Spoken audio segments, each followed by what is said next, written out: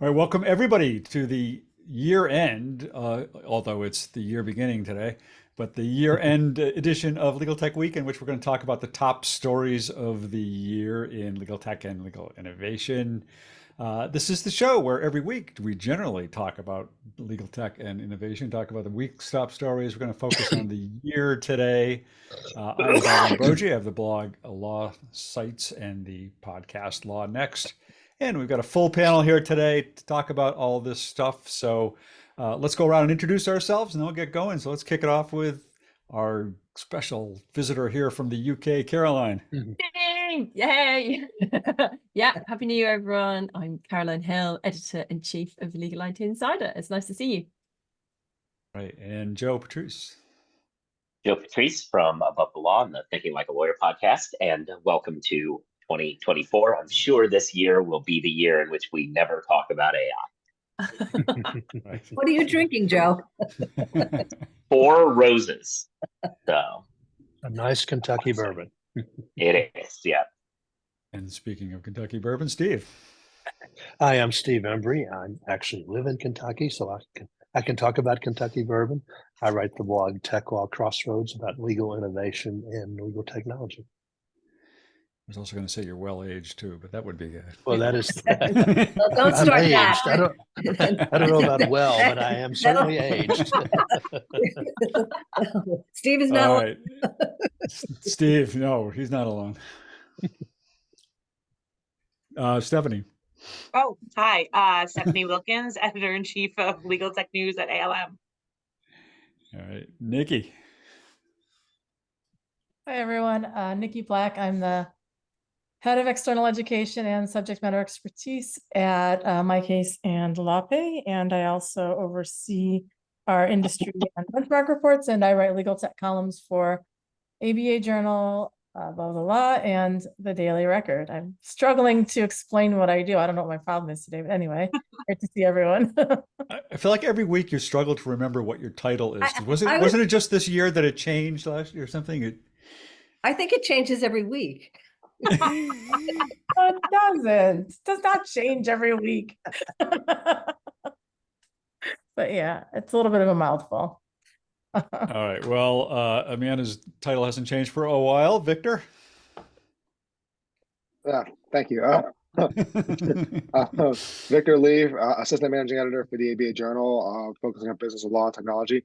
And actually, because Nikki writes a column for me, and so when I think back when she was legal tech evangelist or whatever, like the copy editors in my department were like, no, that's not a real title. We got to get rid of that. We got to put a real title on them. And that's what it says on her bio. I don't know what to tell you. It was my title for a really long time, but that was one of the reasons I wanted to switch it, because everyone was always like, the hell is that? Like, what kind of title is that? It was like such a Silicon Valley-esque title that I love that title. Yeah. I think it says it all. Someone at Lex Machina had that title too. I've seen that title before. There are multiple evangelists out there. there are. Yeah. And all right. And Jean. I'm Jean O'Grady. I write the Dewey B Strategic blog, and I write a monthly column for Legal Tech Hub. All right. Am I still here? I'm getting bad at I've got an unstable internet here. I'm getting little messages from Zoom. Hopefully I make it through the show. So we were, of course, going to talk about the year's top story and wrap them all up. But surprisingly, the Chief Justice of the United States beat us to the punch this week, issuing his annual report, in which he chose to talk all about the impacts of artificial intelligence and generative artificial intelligence on the legal profession and the judiciary, and give us a history lesson in legal technology along the way. I got a message from somebody on LinkedIn who said to me, I'm going to read what he said. He said, "Do you find it odd that the Chief Justice used a critical year-end Supreme Court report to opine from a myopic standpoint on the threat of AI, which was not even well analyzed, versus the highly divisive issues facing the legitimacy of the court, such as ethics and a politicized court?" To which I replied, read Joe Patrice's post. So, yeah. So this guy, Chief Justice. So for the last, I will preface this to not be tech for half a second, in that right before this report, which is one of the things that the Chief Justice of the United States does every year, it's basically like the judicial branch's State of the Union. Right before this came out, I got a bunch of groups of various stripes sending me press releases being like, we're going to send you our pre-buttal about like, we don't think he has the answer when he talks about ethics this way or that way. And I was like, oh, you sweet summer children. He is not going to talk about ethics. He's not going to talk about anything actually relevant, because I'm now a few years into covering this guy's reports, and he uses what should be the sacred duty of the Chief Justice to provide some sort of an annual report about the judiciary to write what can best be described as bad blog posts, or maybe like a holiday year-end wrap-up that somebody has about, like, with a picture of them and their dog, about whatever he thinks of. It's been the thing he's done for several years now. This is yet another one. And this year he decided to do it on AI, and he wrote some lines like, I think the big issue everyone's thinking about right this year is whether AI will replace judges, to which literally nobody was thinking that. Maybe they were thinking that AI might replace some lawyer tasks, but no one is thinking judges. So to that end, I wrote up this bit talking about, first, the kind of insult to the importance of his job that he decides to not write about anything actually happening in the judiciary, but also the fact that when he chooses to write about something that doesn't have any relevance, he decides to pop off about AI based on like a 2013 understanding of what AI might actually be. He talks a bit about hallucinations in the most backwards, not understanding the lay of the land way possible. He clearly has done no investigation into what's happening with AI right now, other than to talk about how, it doesn't make any sense. And then he has the gall to explain that judges are different than every other kind of job. It can't be replaced because of the nuances judges have, to which I point to, while I encourage people to read my article, I will also say that in The Nation, Ellie Mescal wrote an article about this same report, and he focused on, this guy has the gall to say, oh, well, judges are special and we have a lot of nuances to it. This is the guy whose Supreme Court nomination hearings where all judges do are call balls and strikes. I don't go outside the lines. It's real simple. I just look at the law. He set up the idea that he could be replaced by a machine. Look, he's the only one actually saying this stuff. I don't know. I think there's been a lot written about the potential for AI. In fact, the American Arbitration Association is exploring using arbitrators who have a quasi-judicial function to make decisions. So I don't think he's talking about replacing Supreme Court justices, but certainly people are talking about using AI for litigation and settlements. Yeah, like Sure. ODR is probably gonna get, I mean this tech's been around for a while now. I mean, with what was it, what was the eBay system that I can't remember the name of it. Square But trade, I mean, trade. yeah, I mean, so like, I think in that sense, sure, people are talking about replacing it, but I'm sure what he meant was, like what Joe took out of it, and what others was just like, oh, well, you can't replace us. Like, we're what we do is so special and so bespoke. Which, look, let's be honest, right? I mean, yeah, you probably can't replace that, but more to the point is that, like, maybe it would solve the problem of, like, justices going on these very expensive junkets, or getting their mom's houses paid for, or having all these other gifts and things to supplement their meager income. So maybe it wouldn't be the worst thing in the world. I don't know, Victor. There have been some decisions about the court of late that I sort of wish that ChatGPT had decided instead of some of the judges. Well, might have been better reason. Getting outcomes. Given the hash of it some lawyers are making with ChatGPT, I'm not sure we want judges. I mean, I was, I mean, part of the criticism was over whether this was the issue he should have been talking about, given all the ethics scandals and everything else at the court this year. And I'm not so sure. I think it was inappropriate of him to address it. I don't think he addressed it very well, but I think, the way he positioned it is that part of the reason for his message is to talk about an issue that affects the judiciary as a whole, and some of the Supreme Court ethics issues specifically don't affect the judiciary as a whole, because the judiciary actually has a code of ethics that it has to live by, as opposed to the Supreme Court. And clearly this is, as I'm sure we'll talk about it for the next 45 minutes or so, this is the issue of the year. And I think I think it was okay for him to try and tackle it. I just think all he did was show off his. I think, Joe, I think you said in your post, it sounded like ChatGPT wrote it. That's what it sounded like. Well, but maybe it did. He went off on the history of the typewriter for 2 pages. Like it was AI was the hook, but most of it was just like, because it's AI, now I'm just going to ramble incoherently about this time a clerk lost his job because he couldn't take shorthand. I felt like it was trolling. It was as though he knew that we wanted him to talk about something relevant, and he was like, not only am I not going to talk about anything particularly relevant, I'm going to drag it out with as many unnecessary anecdotes as possible. But can I bring up as someone who works in large law firms, the problem I see developing is that there is no consistency across courts. And I think the judiciary does need to make, the federal judiciary does need to make a coherent statement of what is permissible and what kind of filing do you have to make and what kind of attestation do you have to make, because right now what's developing is a patchwork of requirements depending on the court and depending on the judge, and firms that have offices in dozens of jurisdictions. It's creating a mess. It's creating a paralysis, and it's actually going to hinder the adoption of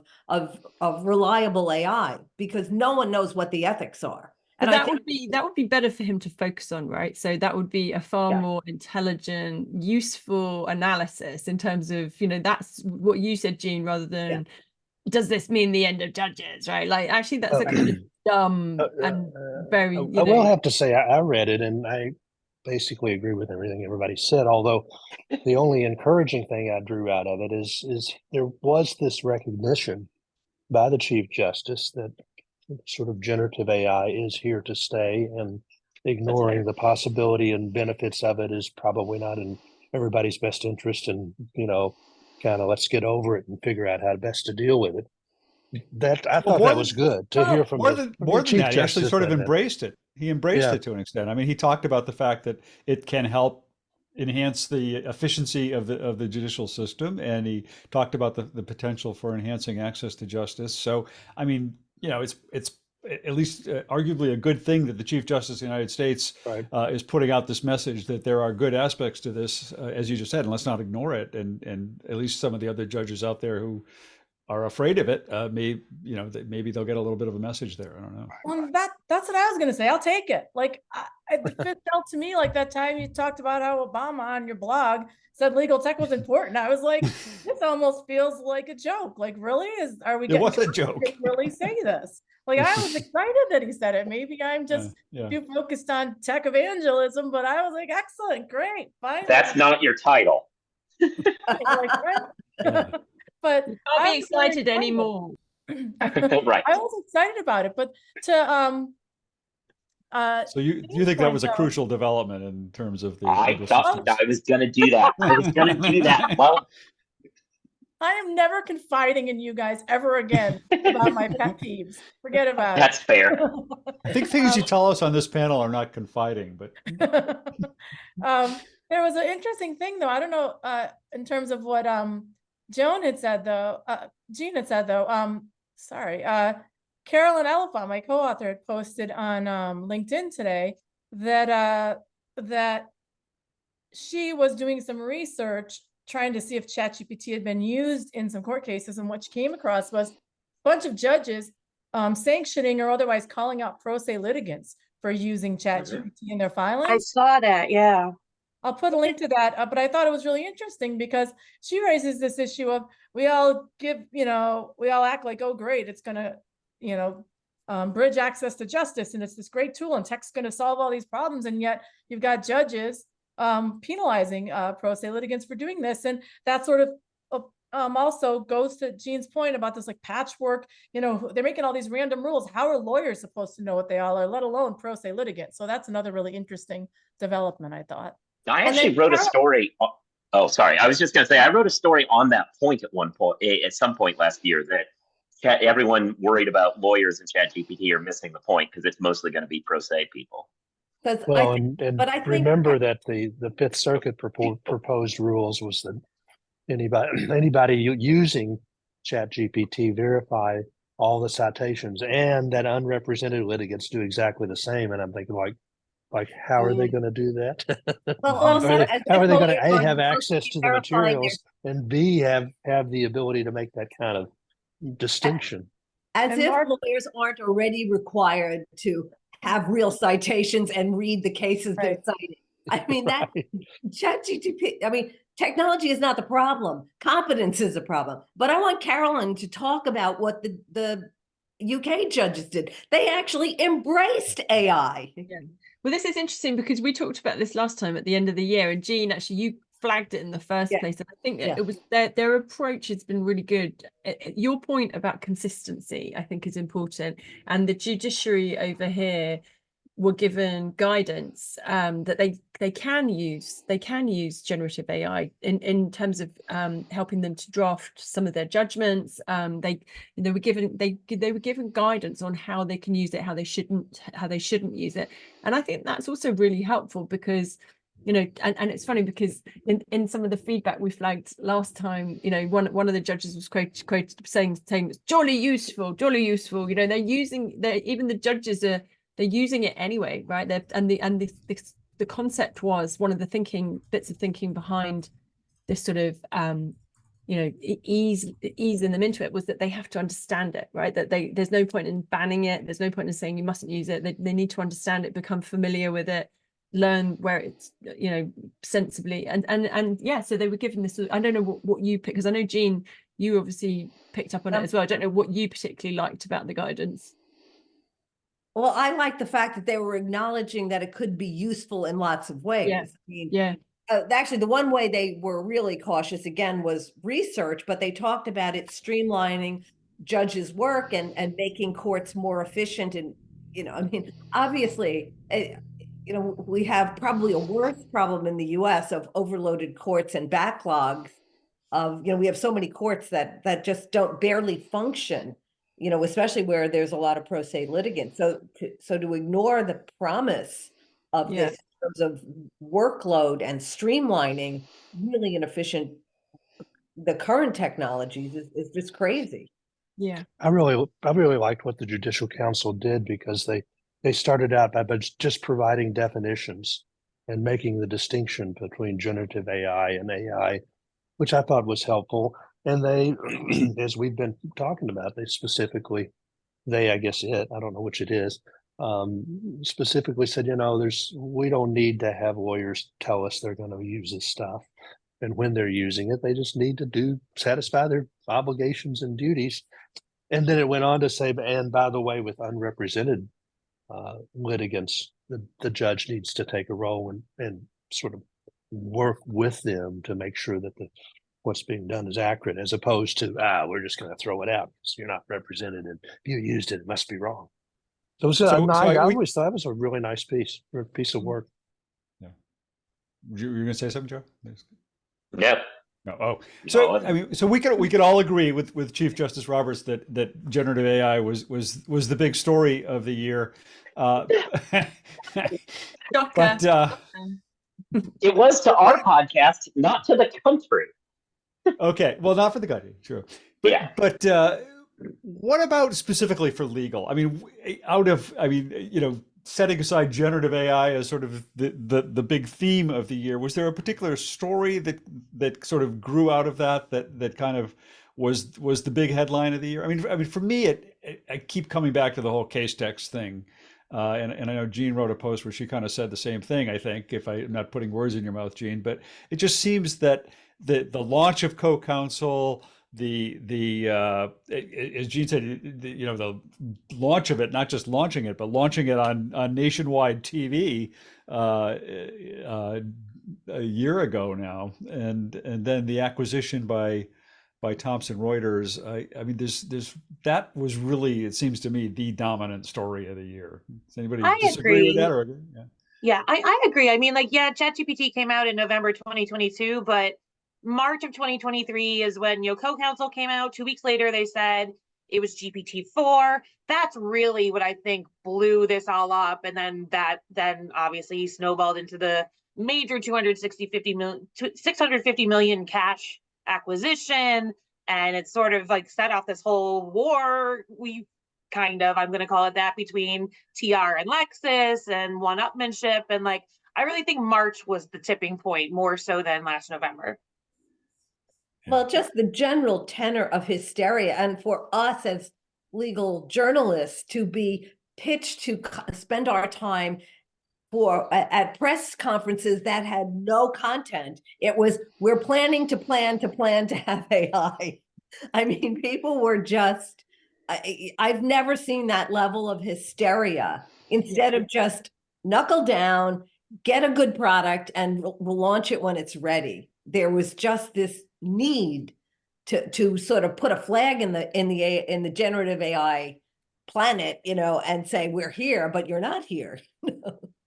And a lot of those flags weren't all that exciting, really. I mean, they were so many of the announcements around generative AI out of companies were kind of sleepy in terms of what they were actually doing with it. I mean, they were like phantom flags. They weren't real. Yeah. And too many. A lot of them were just doing the it. Same companies. Sorry, too many from the same companies that we all know, right? Like too many, like continuous announcements. Oh, and now we've got this thing, and we all go, oh god! And it's like an all-party briefing, right? You got to all come and you got to all listen, and then the embargo list now, and you all get to write something right now without having any time to think about it, right? No, don't go and actually try it. Right, don't go and think about what we're talking about. Don't go and have any time to sort of process this. You have to write it. The embargo list now. That was what irritated me. I'm like, please don't do that again. Well, and also it's kind of like, well, you can how many different? You can keep doing the bring us all into one room thing. We like that. Yeah. But, sorry, go ahead, Victor. I cut you off. Sorry, Victor. That's right. Well, but also it's just like, I mean, yeah, like, because at the end of the day, it was like, how many different uses are there really? I mean, yeah, it's a groundbreaking technology, and it's already changed a lot. But like, what? It's not gonna like make me dinner. It's not gonna like massage my feet while I come up with my briefs and whatnot. So it's just like, this is a legal technology show. Yeah, but no, but like yeah. I mean the uses for it were all kind of the same. It's like, okay, it's gonna help you write. It's gonna help you search through things. It's going to help you organize things better. It's going to help you draft things. It's going to help. And I mean, so it's just kind of like all these companies say, oh, we have this groundbreaking. And I was like, no, it's really just all kind of the same thing. It's like when Coke and Pepsi and all those companies came up with their lemon drinks. Like, no, it's all just their cola with a little bit of lemon in it. It's just they market it differently. I think I think it is groundbreaking. I think it is going to, maybe not this year, maybe but I think it's. I mean, there's some of the potential, certainly, but I think it's a case of these things take thought, and they take the proper demos, and they take understanding, and and time, and they're not something just to be like, oh, hey, we've got this new thing and we're going to do it, and I don't know, I just think the approach for me personally, and I know everyone's got their different take on it. For me personally, it's the kind of trying to push it out and rush it, and whereas it needs, I think it should. I mean, there's obviously that competition. That, as you said, TR, Lexis, they're competing with one another. It's inevitable within this market. But I think actually the bigger companies should be the ones that going, right, we've really thought about this. And I know there were a couple that came to market a bit later and said, okay, we think we've got a more fully fledged thing here, which even if it's working in a smaller area, we can show demonstrable. We can show examples of how it's being used, for example. We can, or customer engagement, or I think those were the ones that impressed me most. Well, I think But but the thing I keep coming up against in the real world, not every law firm has even established an AI policy. Like that is real, and all the famous all of the Schwartz issues have also gummed up the works, because was that what you were going to do, Joe? Were you going to jump in about Schwartz? I was not. I do have a follow-up to what you're saying, but keep going. No, I was just going to say, I mean, that is a real world problem, because there's the issue of, does the firm have a policy, and then do individual clients have requirements regarding disclosure, and how is in the United States we have law firms with literally thousands of lawyers and tens of thousands of clients who may have individual requirements regarding the disclosure and use of AI. And then we have, to complicate things more, we have judges who have their own limitations. It's like everything is conspiring against making this technology available. There are so many logistical hurdles. There was and that's this was my sorry. Yeah, my follow-up was that I think that's exactly right. And I think when Gene says there's a lot of firms that haven't even started having policies on it, don't really know what they're doing. That's why I suspect, and I know it's annoying for us as journalists to write about things that are almost hypothetical, but I think a lot of these companies are putting out these, we got this developed, we can do this now, we can do that now, maybe, or we could soon do that. It's signaling. They want us to signal to these firms, this is the sort of stuff you need to start building policies around. So in some ways, I don't get totally angry about how annoying it is that we're writing about something that's hypothetical, because I think part of it is we're the vanguard who has to try to convince people that they need to care about it. And so to some extent, that's why I think they're so hyper about all these press releases, is that they know we have to inundate them with news about it, so they start thinking about it. I get that, because I mean, because you don't want to be the company that isn't hyping it up, because then people are going to be like, well, why aren't you getting on the train? Like, what are you seeing, or why haven't you seen the light like these other companies? It's very much, I think there's very much a lot of that going on, too, because then if it doesn't look like you're taking it seriously, then people aren't going to take you seriously.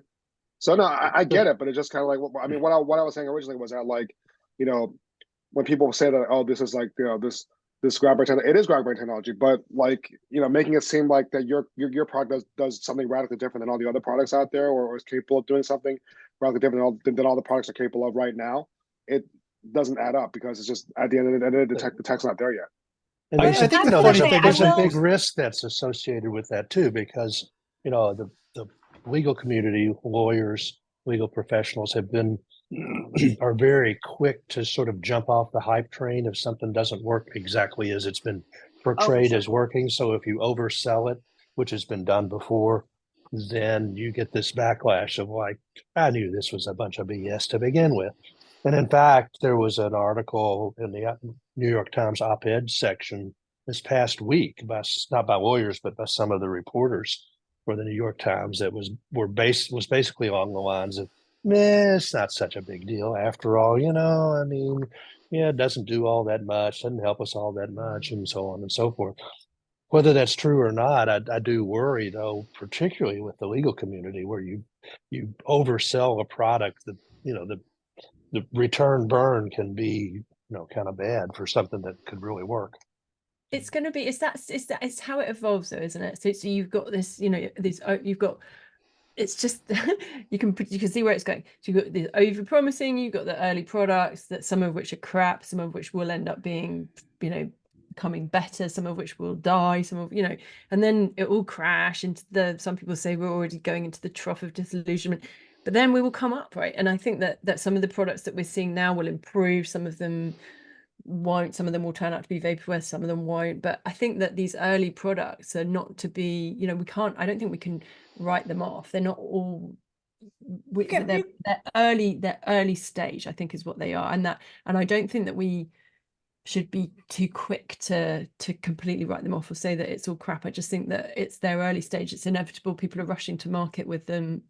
It just falls to us and to them to work out, intelligently what it all means.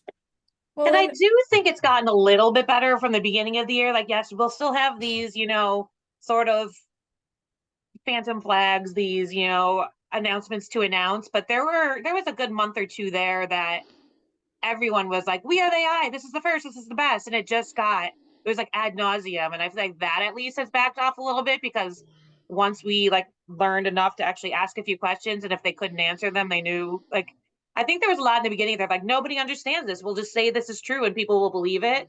But now people actually have a better sense of how to suss through it. And I'm hoping, maybe I'm just being optimistic, I'm hoping that continues and we keep this trend towards more concrete news of what things are doing. Yeah. Some of this is investor Nikki's been trying to get a point in for like 10 minutes.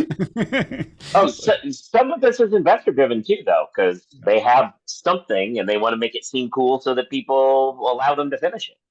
Well, but that's the other thing is like the price that Thomson Reuters paid for Casetext, and I think Casetext truly co-counsel is in many ways a groundbreaking technology. I think they got there first, they could plant their flag, but Thomson's price they paid is going to, I think, cause a huge market distortion, because they have to make that money back.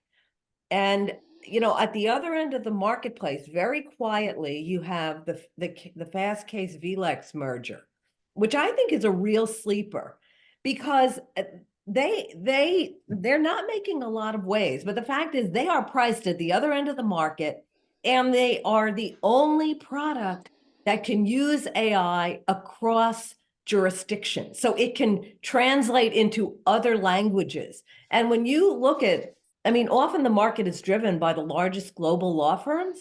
And once a large law firm says, wait a minute, I could pay this for vLex, do I really need to pay that premium for, the predominant vendors? I think there's in the long term, there's real potential for disruption. Yeah. First of all, I want to say that a little over a year ago, I don't think we were even talking about generative AI. I always like to step back, because we're acting like this has been going on for a decade.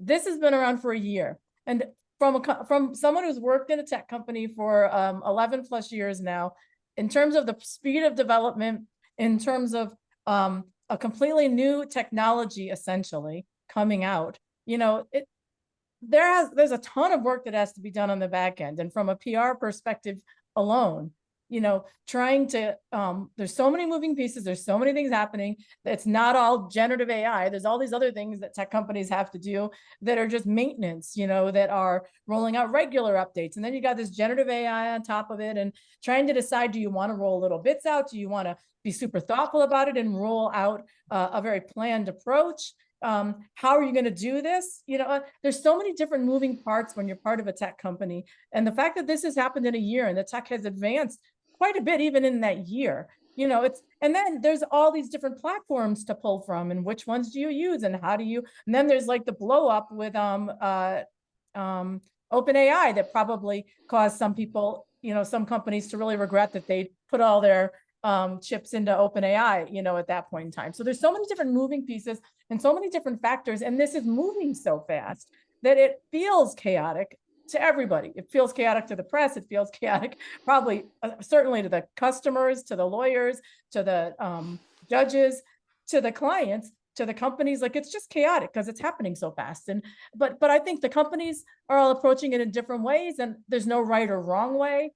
And we're just kind of all feeling out as we go, as both press and as companies. And I think that, and the last thing I just want to say is, it is moving so fast that's why it feels chaotic. But I think it's going to absolutely, I disagree with the point someone had made about this, just sort of, Victor, sorry, I don't mean to call you out, Victor, but it was you that said that this is like a small, it does not really change the thing significantly. I agree with what That's not what I said, but okay, whatever. I agree with what Ginevra said in the comments. I think that this is 100% going to change what the practice of law looks like on so many different levels in a much shorter amount of time than we would have thought. I could be wrong, but this to me is just groundbreaking, and it's going to change so many things.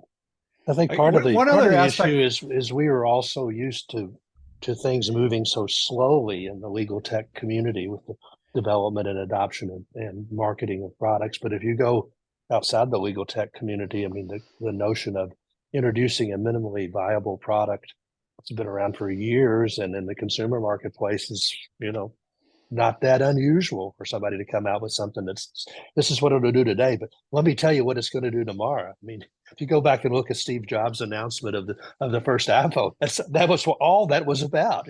So we got this little thing, and it'll make phone calls today, but just wait.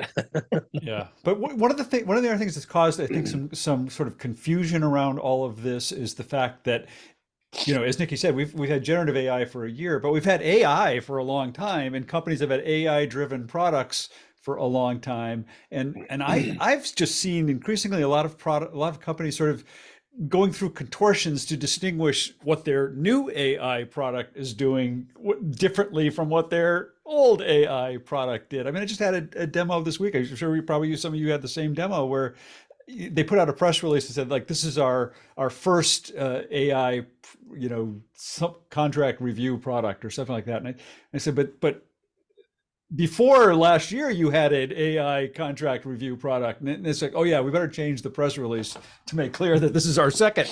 But and when you ask them, well, how is it different than what you were doing before? Because they made so many claims about what it was doing before, and then it's like they have to kind of dance around a little bit to say, well, this is how it's different. And in fact, in the demo this week, they actually gave me a good answer to that question. But it's funny to kind of see that before and after. There's generative AI, but there was AI before, and I think there's just funny. confusion I know around exactly the demo that you're talking about. I had exactly the same questions, and I was just there going, and why does this need to be generative AI? Like, what does the gen bit add that didn't do before? Like, I don't understand why we need the generative bit for this particular thing that you're doing, apart from the fact that it's called generative AI and that might make people pay more attention. Well, I think that's exactly it. Not everything needs generative AI. Some things not everything. I mean, some things don't even need AI. A little automation goes a long way. But everyone just thinks like it is definitely a hype word now. Yeah. And it has great potential, but like people do really feel like if I don't say it, people will think my tool is crap. I think one of the things, I may have brought this up. Oh, sorry, at the end of I was the just going to say, on the other hand, the judges will allow you to use it. Right. I think I brought this up at the end of last year, and just when I felt like I was spending too much time with vendors, just getting their demos. And end of last year. Was that the last time you were on this show? Yeah, that was the last time. And actually, Yeah, this is the last one, right, Joe? So I've done 2 consecutive ones. So actually, and it's dry January, so 8 p.m. was like less fun than early in December. I would also point out You'll for be the record writing that more the in end of last January. year was Yeah, I'll be less than a writing week more ago. in January. But I engaged with some CIOs, got them all together in a room, and actually it's really interesting the conversations, and it, they're not saying this is not a big deal. They're not saying it won't transform the law. They're saying we don't know how we're going to afford it.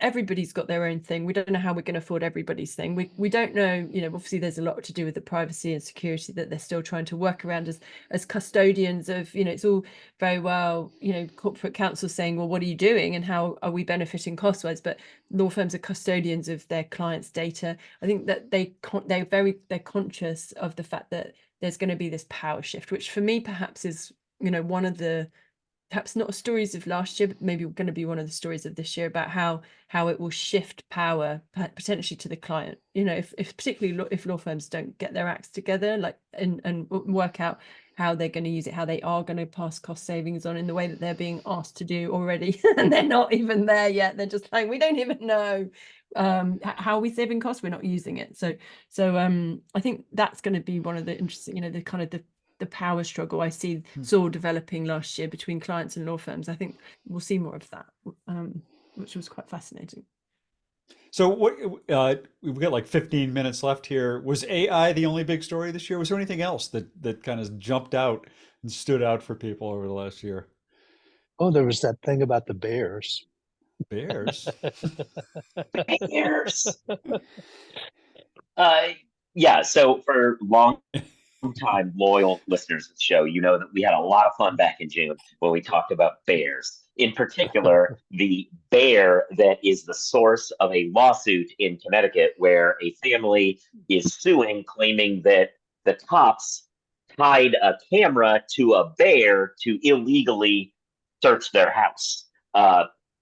It's the family involved is not the Goldilocks family, as it turns out. It's people who they thought were trying to.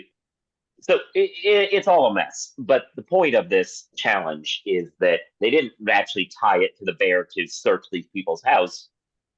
Other than they assumed these people were guilty, they tied it to the bear to find out who was illegally feeding the bear. And it just happened to be that these people were the ones illegally feeding the bear.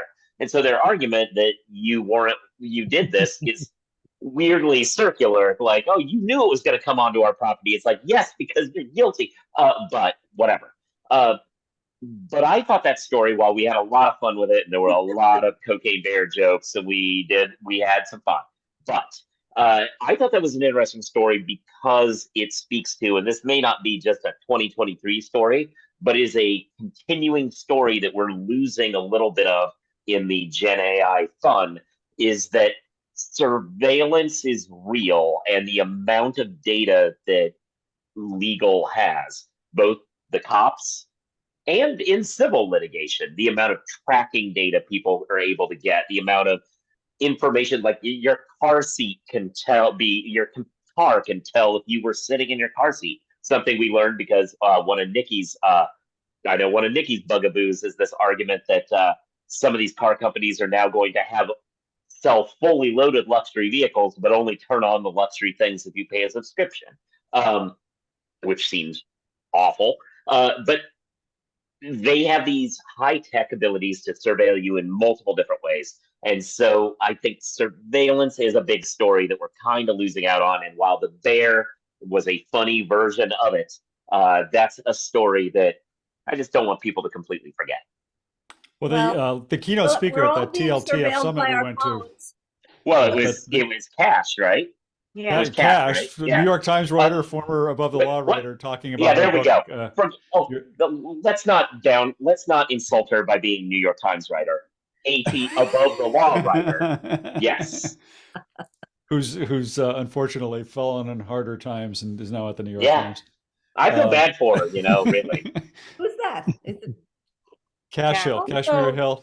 But she wrote the book, Kashmir The Hill. Face Belongs to Us, all about the companies that are using facial recognition technology and how they're using it. And it's scary stuff. It's bizarrely scary stuff. Well, someone wrote a story for me this past year where they talked about even like your Grubhub data or your DoorDash data. It says a lot about if you let's say you order pizza like twice a week or something, or you get pizza and then burgers and whatnot, then an insurance company could be like, oh, well, that clearly means that you don't eat very healthy. You're probably overweight. Yeah. Your cholesterol is probably through the roof. You probably have a higher risk of diabetes, hypertension, and blah blah blah. So we're going to jack up your premium, or we're not going to insure you, or blah blah blah. It's just even stuff like that. Just like you wouldn't think because it's not like they're like going through your computer and looking for incriminating information on you. So this is just something that you put out there because you want the convenience of of getting this food delivered to your door, or because you don't feel like making dinner or whatnot, and then they're making real important decisions based on that. And there are also employers.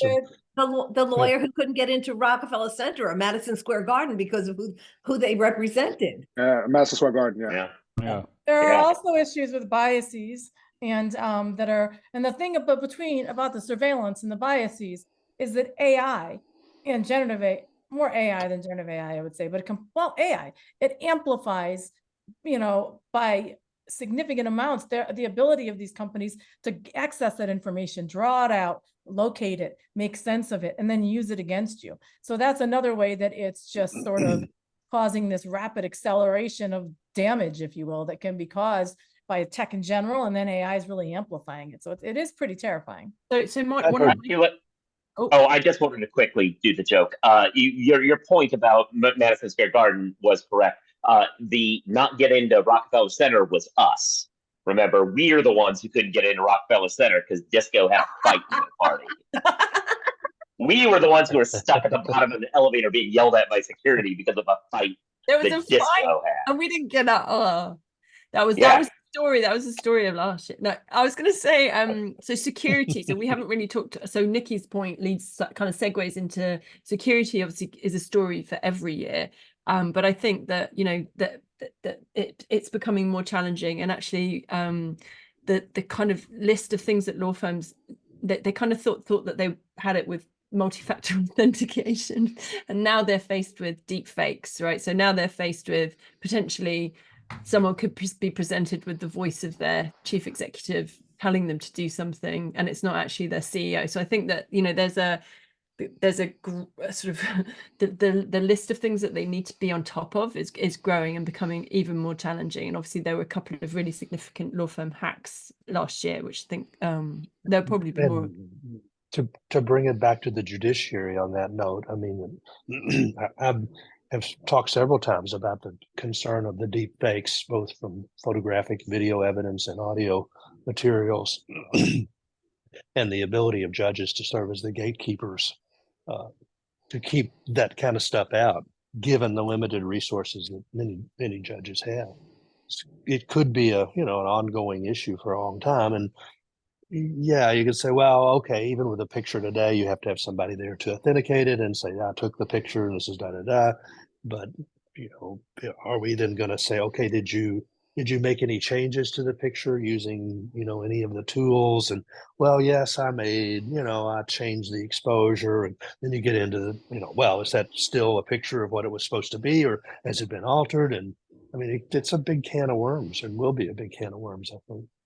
If you haven't checked it out, Judge Schlegel's put up a great site on deep fakes in the judiciary, but in law in general. And he's got a lot of great examples of how scary it can be, but also ways that it can be potentially useful as well. The technology. So yeah, it's a cultural thing, isn't it? You need to catch up with, culturally, we're still in the stage of assuming. We assume, we kind of got past the assumption with a lot of things, like with emails, with we learn to check links and check but I think with voice and visual prompts, we still tend to trust them. I think that's the next thing, isn't it? To culturally to educate people, right? That may or may not be the person that you think it is.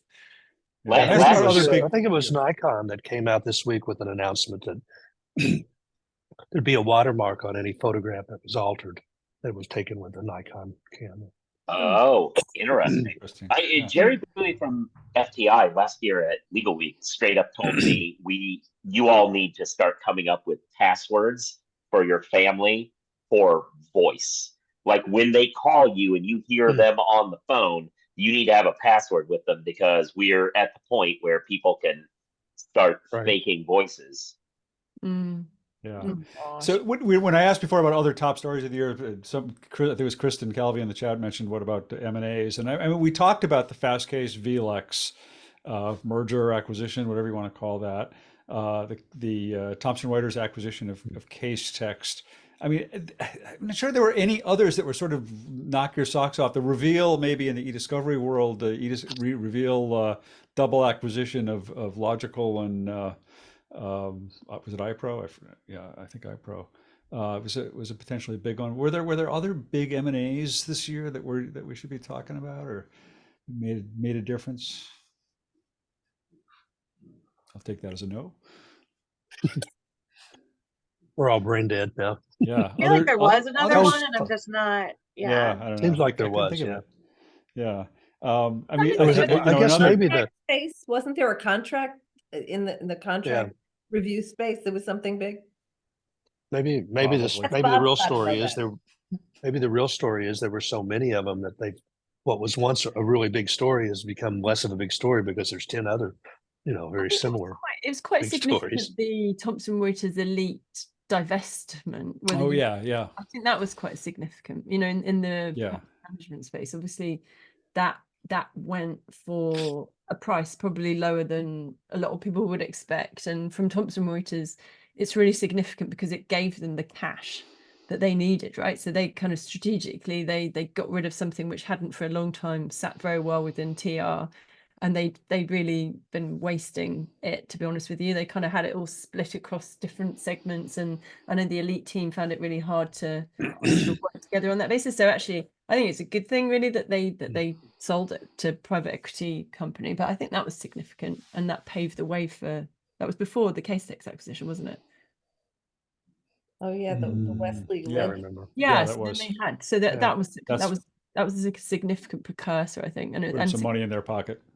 exactly, and it was quite significant for the market as well. I think probably within the PMS sector anyway. So something I never realized until just recently, and this is a plug for Nikki's employer, but LawPay, which I pretty much always thought of as a payments processor, mostly focused on the smaller firm market, but they do most of the payments processing for elite, which is means for a lot of the largest law firms, Right. in the world, all runs through LawPay, right? Did I get that right, Nikki? I interviewed Drew recently and for my podcast, and she made that point. I had not been aware of that before. I thought that was interesting. Yeah, I appreciate your pointing that out. Yeah, that I think that we need to get the word out about that type of thing even more. But yeah, we have I can't remember the exact data point, but in terms of processing for AmLaw, I think 200 plus, it's something like 40 or 60%. I can't recall. I should know, but I don't. Have you not been evangelizing, Nikki? She has Bob to do it for her now. Yeah, it's I mean, it's only a it's a somewhat crucial point, but that's okay. We'll let it go. I have a question for everybody. I am finishing up reading the Elon Musk bio. Has anybody else read it? I did not know he was an investor in OpenAI. I've learned. Neither. Yeah. Oh yeah. Oh yeah, early, he- right? Yeah. He was an investor in it, and then when he realized he could get a little bit more publicity by trashing it, he started trashing it. Like I mean, listen, what he's one of those people who is from this generation that isn't smart, like the prevalence of C-sections are going to lead to. Is anyone tracking this? Elon Musk went on a rant about how C-sections are going to make us all smarter because evolutionarily our brains are going to become bigger for some reason. This guy is a complete joke. The fact that he's the richest person in the world is an indict of capitalism. No, but I came out of it respecting his approach to engineering, and I know nothing about science, but I think the way he he was sort of like Steve Jobs in pushing the people that work for him, rethink it, start over, think the unthinkable, make this work. And when he explains how he was able to launch satellites for less money than all of the big companies that get government contracts where they actually are incentivized to be wasteful. He's scary, he's weird, but I have a lot of respect for what he did before he went off the deep end. So I read a lot of I've read some accounts from SpaceX people who talk about how there was a person whose job at SpaceX was to basically dangle shiny objects in front of him so that he could get out of the way so the actual smart people could do what they needed to do. He's a complete fraud. This is a guy who, like, he didn't invent Tesla. Two dudes that invented Tesla, he invested in it, and then he forced them out in a hostile takeover. Like, this guy is, he's broken. He's broken Twitter.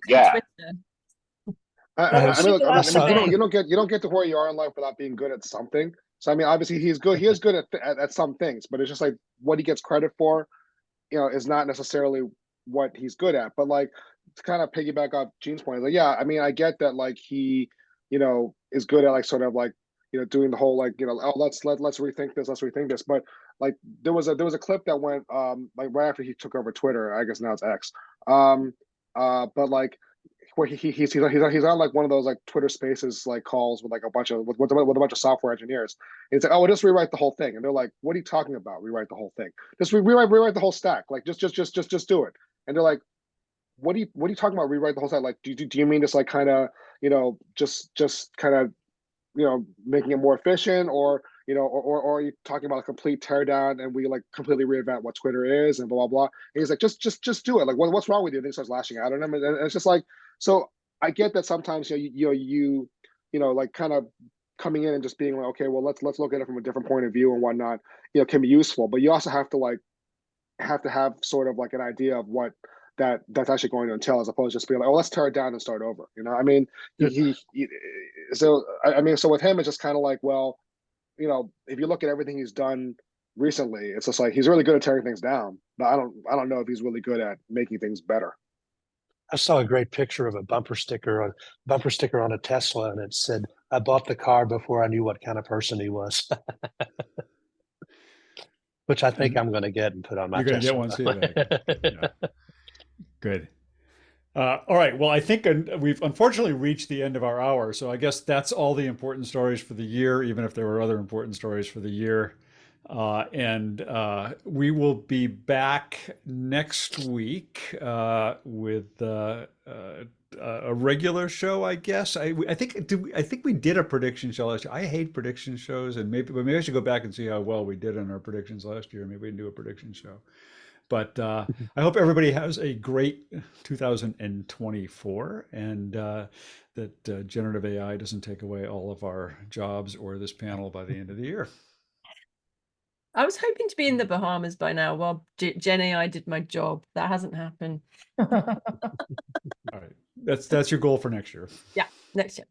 Have a great weekend, everyone. Happy New Year. Long. Great chatting, everyone. Thank you.